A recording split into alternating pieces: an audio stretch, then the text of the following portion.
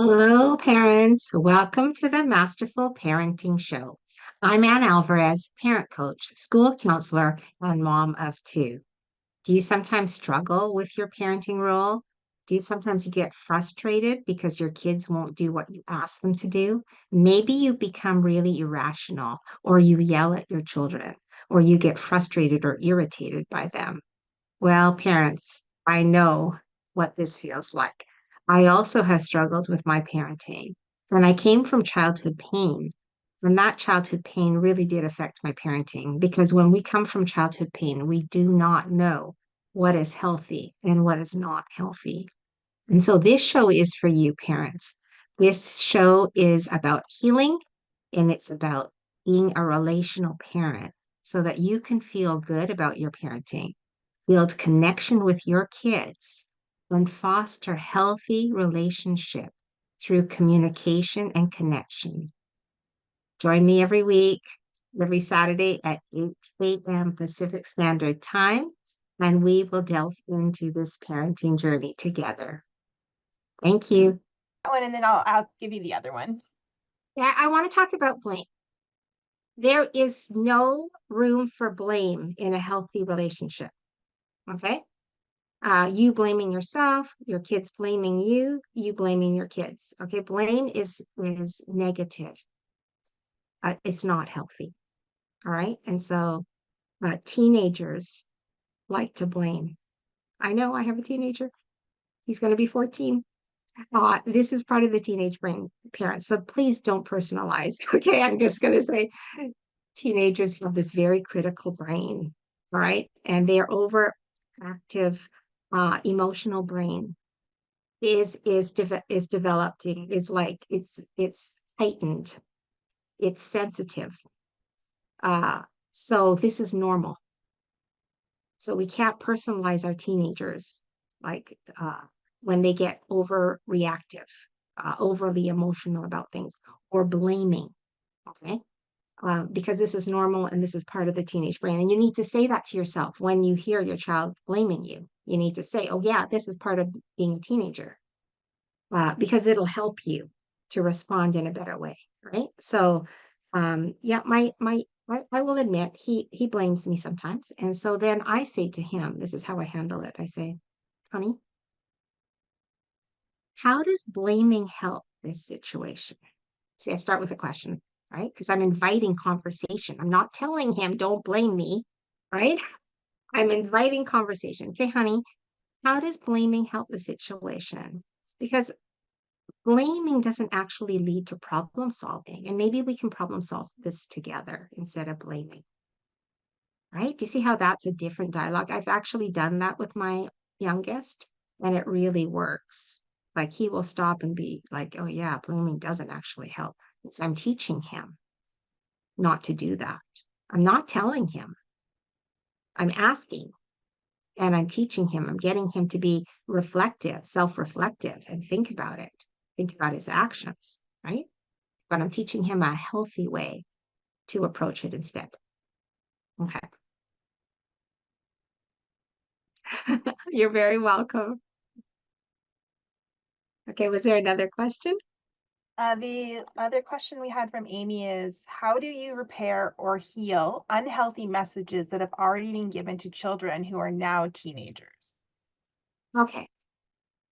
So, first of all, you focus on your relationship with them. Okay, this is really key, parents. When you have a good relationship with your kids, they are going to be more open to listening to you, right?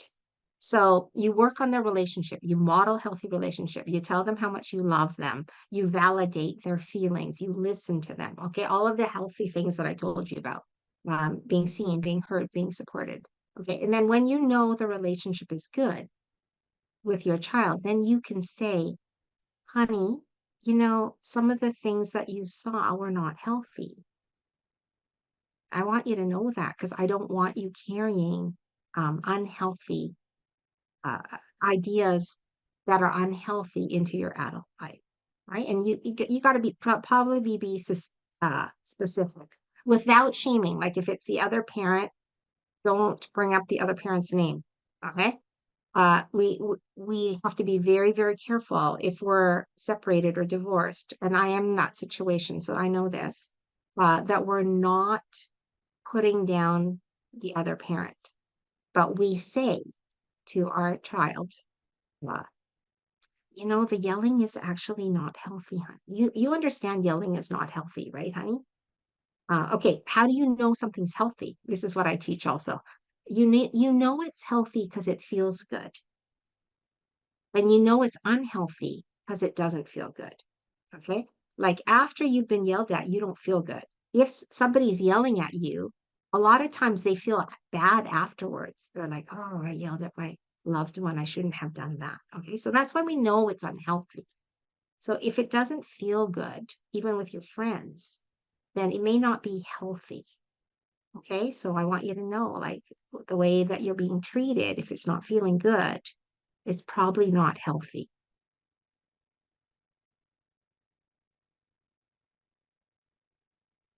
Yeah, I get this a lot from parents. Okay, so we have to be really careful with our kids if we've come from childhood pain. We're not traumatizing our children. Like, honestly, I did not tell my children about my childhood pain. Like, my youngest doesn't know anything about it. He's 14, but my oldest, he's 24. I have told him some things because he was already an adult and I felt like he could handle it. Uh, you have to remember our children love us so much. And if they know that we've been hurt, that we've had pain in our childhoods, that we were abused or neglected, they feel that. And then what benefit is that for them, right? And also, you don't want your children seeing you as weak. Like I always say, you have to parent from a place of strength. And if you're showing that, oh, your weakness, right? And they're going to feel sorry for you. That's not good parenting. You don't want your children feeling sorry for you. You want to show, that you're capable, that you can do this, that you have the strength to support them and teach them. So you have to always ask yourself, am I sharing this story? Why am I sharing the story? Because it is age appropriate. I think it's okay to share when they're adults because I think they will understand and then your parenting role is done anyways. But when they're young, you got to be mindful of them carrying that and feeling bad and feeling like they need to protect you, right? That's not a child's role to protect their parent. It's your role to protect them. So we have to be really, really careful but we're not disclosing all our pains to them. Oh, sorry, I missed that question. Can you go through the questions, please? Yeah, so the last one I had Lisa? was, so blaming doesn't help. Does this mean that we forgive and forget and not acknowledge actions and responsibilities? Um, we can only forgive if the person's asking for forgiveness, right? Like, or okay, so I think it just depends. All right, so I say we forgive our parents for ourselves. Because if we carry bitterness and anger from our childhood, it affects our lives. And what we should be moving towards is making our lives better. But when we hold on to these negative emotions from our childhoods, it doesn't make our life better, right? And we can also say, I'm going to attract healthy relationships now. I only want healthy relationships now because as a child, I suffered and I didn't have healthy relationships in my family. So now I want friends that are supportive, that care about me. I want to have healthy relationships in the workplace, and I want my family to be healthy. We make that decision, right? So that is super, super important that we're not carrying. So yes, I have forgiven my dad. I have a good relationship with my mom now. One of the things I want to say to you parents is you have to tell your childhood story. If you keep it inside you, it continues to live. But once you take the story out of you, which I did, like, well, when I was in my late 20s, I went to see a counselor and I unleashed my story. I cried. I let it all out. Okay.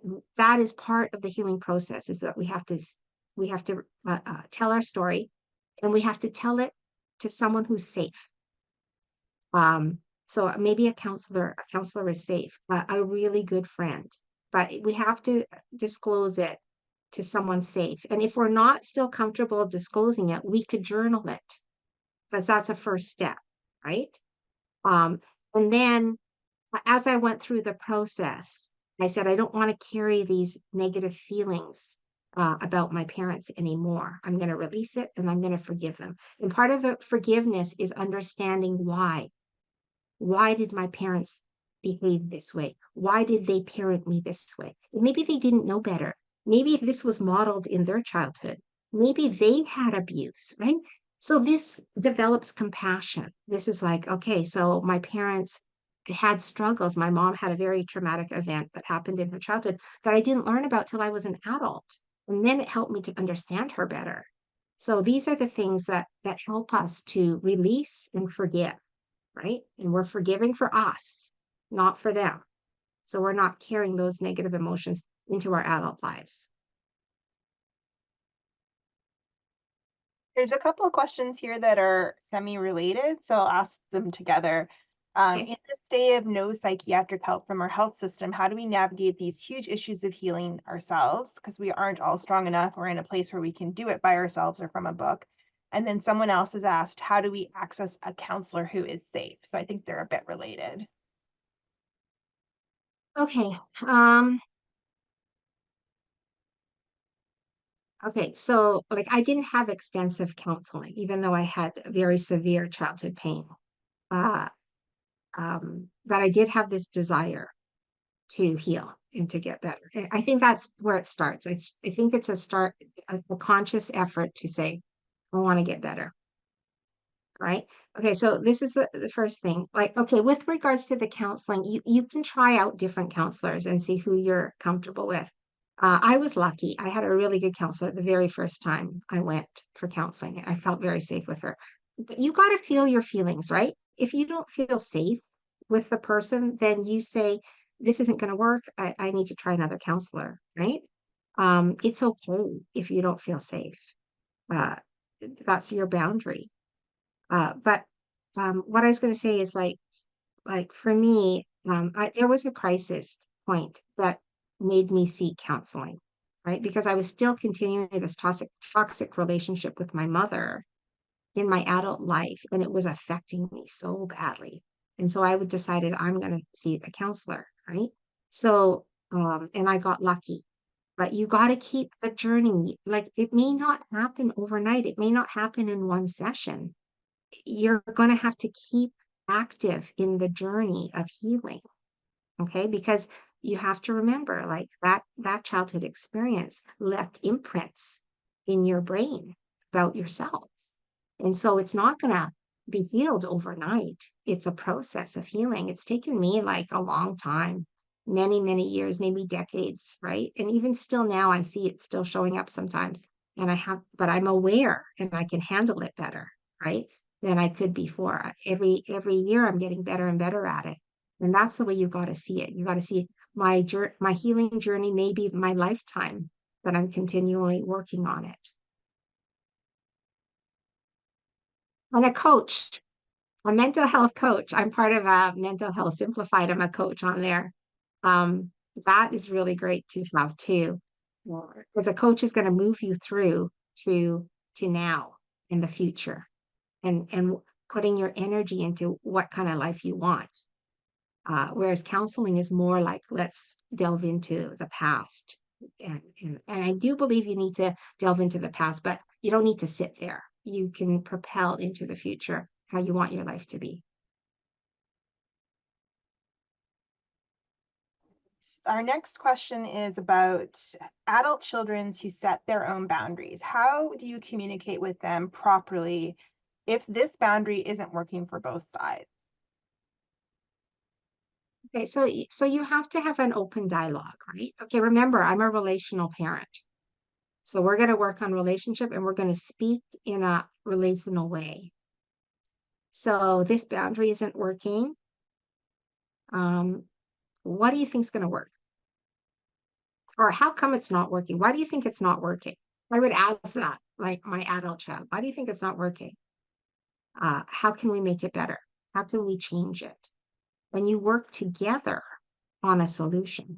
And then if it's still not working, again, you say, okay, still not working. What can we do? Maybe if it's not working, maybe we both need to go for therapy together because maybe the both of us are not um, in a good headspace uh, to problem solve this alone, just the two of us. Okay, so just to be open to that. Our next question is about journaling, and they're asking if you have any journaling tips. Like I'm a journaler. I'm a writer. I've been doing that since I was a kid. Uh, Maybe just start with your emotions. Just say, do a check-in with yourself. How am I feeling today? Um, if I'm feeling sad, why am I feeling sad? Right? If I'm feeling happy, what's making me happy today? This is part of awareness, right? This is how we heal and we get better. And then you know that it's not healthy to sit in sadness. So you say in your journal, you'll be like, I'm gonna take an action plan. We have to take action, right? This is how we move through healing. My action plan is I'm gonna do 3 things that make me happy uh, tomorrow, or one thing that makes me super happy, right? So this is a journaling. The journaling really is your inner thoughts, your awareness. Uh, it's really for you, but then know that you got to have action to change because nothing will change if you don't take action. Got lots of questions here. Do you recommend that kids go to counseling even though their prefrontal cortexes aren't fully developed yet, or should they wait until they're adults? Okay, so again, I'm a relational parent. So the first thing is I'm working on my relationship with them. I'm modeling healthy. I'm teaching them what's healthy. And then I'm asking them if they're still struggling with anxiety, if they're struggling with some trauma. I say, honey, do you think you would like to speak with someone other than me? Would you like to speak with a professional? Right? Because then they have buy-in and they know, like, sometimes the perception of our children is that if we're getting all these people to talk to them, they start to think that there's something wrong with them. And that's what I worry about. I worry about the internal dialogue that children have about themselves. So that's why I say, ask them, what do you think? Do you think it's a good idea to see a professional about this, to work on your anxiety? How about the school counselor? I do have parents that reach out to me and say, my child is anxious. Do you think you can work with her or him? And I appreciate that. But I also want buy-in from the kids. So I'm like, how do you feel about working with me? Is it okay? Like, are you comfortable? I want you to be comfortable, right? This is relational. So yes, for sure, involve your children in the dialogue about it. Don't just make them go. All right, our next question is a lot of times people say or think that I'm making my experiences up about childhood pain. I am sure me and my siblings all share this, but for them they left home earlier and we were around my parent and were around my parents less. Whereas I could never leave, so I experienced this abuse more. How do you deal with people questioning your life experiences? It's your experience. It's no one else's experience. Your experience is true to you, right? So whatever you experience, that's how you felt. I'm going to tell you, when I told my mom my childhood story, like I knew I had to confront her. This is also part of the healing is confronting people who hurt you. And I didn't have that opportunity with my dad because he died when I was 21. But I talked to my mom and I did it in a way where she wouldn't be hurt. I said, Mom, I'm going to share what it was like for me as a child. And I'm not blaming you at all. I just want you to understand my perspective, how I felt as a kid. And I shared with her, I said, I wasn't happy. I wasn't a happy kid. I didn't feel happy. And my mom took it quite well. So this is what I'm saying. I'm saying we're not here to convince other people, right? We're only here to heal ourselves, to focus on ourselves. If this is how we felt as a kid, it's valid. These are your feelings. There's nothing wrong with your feelings. Okay, so don't let anyone make you feel bad or question your experience. That was your experience. Okay, it's your truth. So nobody should be questioning it. Next question is about, with the most toxic relationships, like a narcissistic mother who refuses to work with you or stop the negativity, I finally had to sever the relationship. It's been a great relief, but is this not healthy? I think severing the relationship isn't not healthy. Um, I took breaks from my mom. I grew up with a narcissistic mom. I did take breaks from her. And when she is being unhealthy, I don't talk to her. Okay. This is my boundary. Why? Because I want to be healthy. Now, do I still love my mom? Of course I do. Actually, my relationship with my mom is really good now because I have a voice and I tell her, I say, Mom, you're not being healthy. Or Mom, you don't, you're being manipulative right now. Like I call her on her crap because I have a voice now and I'm not a little kid. I'm an adult, right? But if your mom's not willing to listen, it's totally 100% okay to take a break, right? And if you have to sever the relationship for years, then to be healthy, then you do that. It's not your job to change your mom. It's not my job to change my mom. It's our job to live healthy and be healthy, right? So we have to have boundaries with unhealthy people. We don't have to have them in our lives if they're being unhealthy. We just have a couple of follow-ups to that, and I think you've addressed a little bit of this, but someone was mentioning that they're worried about hurting their mom by telling them the truth about how she didn't protect them, and they're scared of telling the truth. And then also they met someone, I'm not sure if this is the same person, but they've been told by counselors that you can't separate yourself from your parents, so they're scared to set a boundary. Absolutely false. You can separate yourself from toxic, uh, unhealthy people, whether they're your parents or not. Doesn't matter. If you're an adult, you have the choice. You're not the child anymore. When we're children, we don't have the choice. Like we have to grow up with the parents that we were given, right? Uh, that's why we carry trauma with us because we couldn't run, we couldn't flee, we couldn't fight. We were helpless. But you're not helpless when you're an adult. You actually have power. All right. And I'm going to empower you, parents, today. If you have unhealthy, if you have parents that are being unhealthy with you, even as adults, then you have to call them on it and say, you're being manipulative. That's not healthy. I don't appreciate the way that you're talking to me right now. That's not healthy. That's a boundary that you're setting. And you're teaching them what's healthy because maybe they don't know. And then you can take a break. You're like, oh, my mom's being really toxic right now. Even though my mom, like I get along well with my mom now, but she does have her times when she's blaming, blaming, blaming. And I'm like, no, mom, I'm not taking your blaming. And then I don't talk to her for a while, for a couple days or so, right? But then I'll check in on her again. How are you today, mom? Right? Understand, like you may have a parent that has mental illness. Like my mom has mental illness. And so I guess that's why it makes me more patient with her. But also we still have to have boundaries. We can't carry that illness and make us ill. We have to have boundaries so that we can be healthy. Well, we have to be healthy for our own children.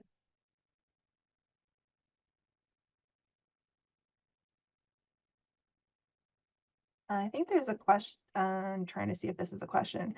I like it when you said they love us a lot. And I was thinking, yes, they see us in reality, they follow us. So I moved to seek relief from my own pain, my own journey. Since they look at us, one might think that they would also take something from there without realizing it to alleviate or promote relief of the pain that we have inherited from them. Right? Question mark.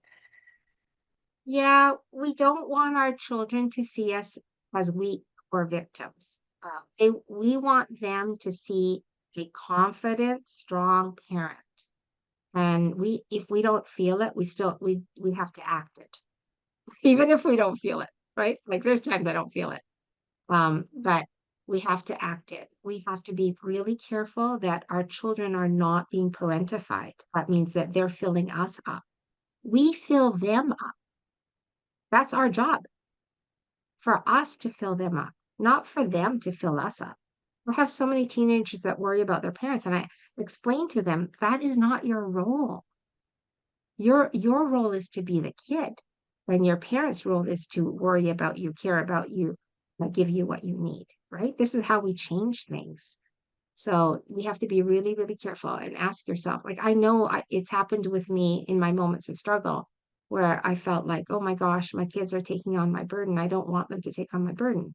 And so then I will be like, I need to get help from friends. I need to talk to adults about this and not my children.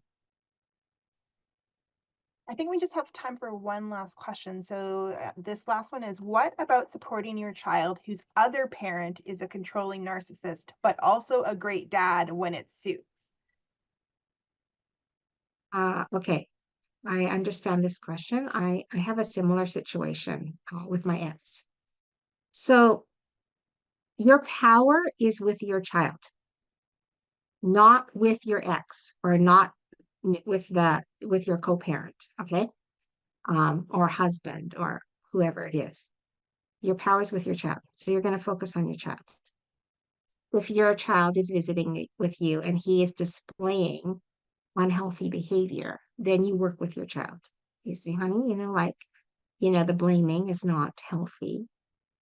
Uh, what can we do instead? Right? You develop the relationship and you're teaching them and modeling to them, even though the other parent isn't helping.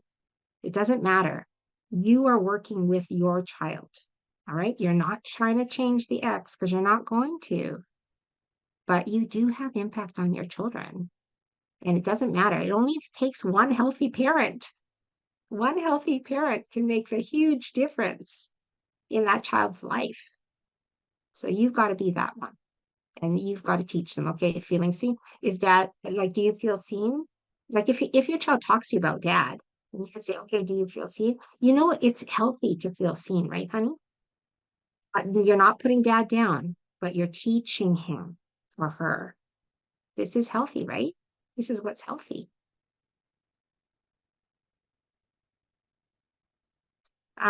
Yeah, so I don't believe in, I just read this. Her dad also recently died, and she doesn't want to talk about it. Okay, so, grief is really, really hard on kids. I have students that don't want to talk about the death of their parents, and I respect that. I will never force anybody to talk about something they don't want to talk about. Uh, it's okay to not talk about it. But here's the messaging. You say to your child, you say, I'm here for you, right? So if you need to talk about it, you want to talk about it, honey, then you're safe to talk about it with me. All right? You open the door, you leave the invitation open, but you let them have their space and their time to process the grief. You never force children to talk about things they don't want to talk about. You give them their space. They will come to you if they feel safe, eventually, at some point. But it's their timing and it's their decision.